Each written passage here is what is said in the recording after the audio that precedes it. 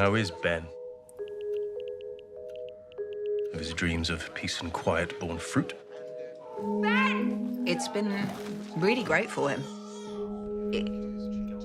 It's so great. When we find them, when the film starts, they've kind of been married for a while. They have 2 children. They have a young baby and a daughter who's 7. And we get the impression that things are pretty bad.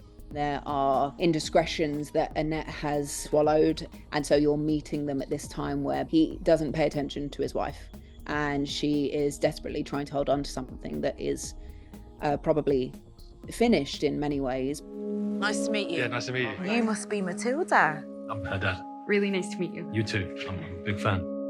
I just read this book by Ed Zwick called Hits, Flops and Other Illusions, and he's brilliant screenwriter. And he said this thing that really stuck with me, which was pick up the story as late as possible. And I thought that would be super fun, to not pick up when it's good, to pick up when they are at the point where enough pain and damage has been done to their relationship that it's already on thin ice, that there is so much history there that even in one little comment. Tom and I read this article a few years ago talking about paper cuts in a marriage, and basically that it doesn't always have to be these big things that people throw at each other. It's not always a huge argument or a huge fight. It can be those small slights, day after day after day, that people fire at each other.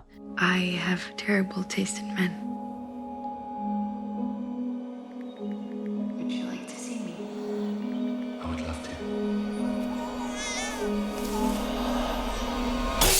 I really like this theme of whatever is unexpressed will cause damage. I really believe that in every essence of life.